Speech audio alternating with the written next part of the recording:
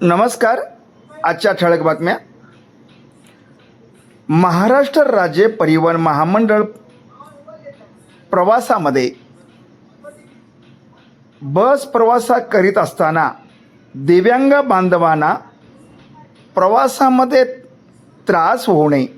ज्या दिव्यांगांना उभा राहता येत नसेल अशा सर्व दिव्यांग बांधवासाठी बस प्रवास करतेवेळी कोणत्याही प्रवास थांब्यावरून प्रवास करीत असताना त्यांना बसमध्ये आसन व्यवस्था राखीव करण्यात आले.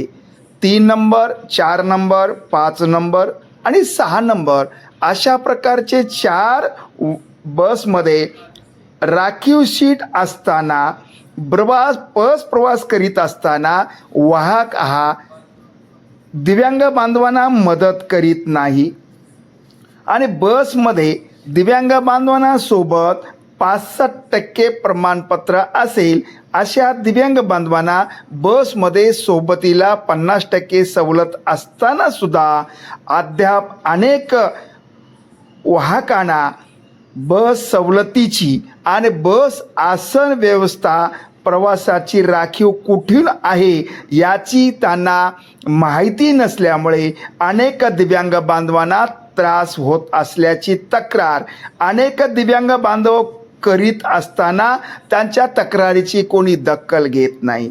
पण मी दिव्यांग वृद्ध निराधार मित्रमंडळ महाराष्ट्र संस्थापक अध्यक्ष मी चंपतराव डाकोरे पाटील कुंचिलीकर मी प्रवास करीत असताना बस प्रवासामध्ये मी उमरखेड ते नांदेड प्रवास करीत असताना मी वाहकास विनंती केली असता वाहकाने मला जे राखीव सीट असते ते मला उभा राहता येत नसल्यामुळं हातामध्ये काठी असल्यामुळे भरपूर गर्दी असल्यामुळे मी वाहकास विनंती केली, मला बस प्रवासामध्ये राखीव सीट देण्याची विनंती केली.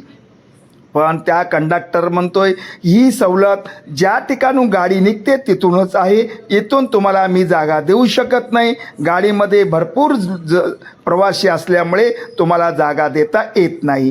पण मला एका पायावर उभे राहता येत असल्यामुळं मला त्रास होत असल्यामुळे मी त्यांना विनंती केली, विनंती ऐकत नसल्यामुळे मी बस थांबवा, मी पुढे जाऊ देणार नाही अशी भूमिका घेतल्यानंतर बस वाहतूक करणारा ड्रायव्हर वाहकांना विनंती करीत असताना चालक उठला आणि तो म्हणतो, ए लंगड्या तू गाडीच्या खाली उतर, किंवा तू चांगला वयस्कर असताना सुद्धा तू या ठिकाणी गाडी तक्रार करतोस का आणि तू गाडी जाऊ देत नाहीस का असे म्हणून तो चालक उठून तोंडाला हात लावत होता आणि माझ्याशी हुजत घालत होता. मी त्यांना विनंती करीत असताना मला गर्दीमध्ये माझा मोबाईल मला काढता आला नाही किंवा मला व्हिडिओ करता आला नाही, एवढी खूप गर्दी होती. एका पायावर उभे राहून मी त्यांच्याशी तक्रार करीत असताना चालकाने मला अनेक प्रकारचे व्यंगावर अनेक प्रकारचं मला वयस्कर ह्या शब्दावर बोलून माझे मन दुखवलं आणि त्या दुखवल्याबद्दल मी नांदेड वाहतूक शाखेमध्ये तक्रार बुकमध्ये 4 डिसेंबर 2025 रोजीच तक्रार नोंद केली. त्या तक्रारची 2 महिन्यात अद्याप दखल घेतली नाही. त्यासाठी मी खानसाहेब, आकाश सर, वाहतूक निरीक्षक तेलंगे साहेब, माननीय जिल्हाधिकारी याच्या कक्षेमध्ये दिव्यांग बांधवाच्या बैठकीमध्ये जिल्हा वाहतूक निरीक्षक साहेबाचे प्रतिनिधी चव्हाण साहेब यांच्याशी अनेक वेळा फोन करून माझी दखल घेण्याची आणि दप्तर दिरंगाई कायदा आणि दिव्यांगाच्या बाबतीत असलेल्या अनेक दिव्यांग बांधवांना होत असलेल्या त्रासामुळे एखादरी वाहकाकडे एखादं कारणे दाखवा जर नोटीस दिली तर तो वाहक आणि चालक दिव्यांगांना प्रेमाची वागणूक देतील, प्रेमाची वागणूक आणि त्यांना हक्काच्या सवलती मिळतील. म्हणून मी 4 डिसेंबर ते आजपर्यंत अनेक वेळा निवेदनं, व्हॉट्सअपवर विनंती, फोनवर करून सुद्धा उमरखेड डेपोच्या आगार व्यवस्थापकाशी सुद्धा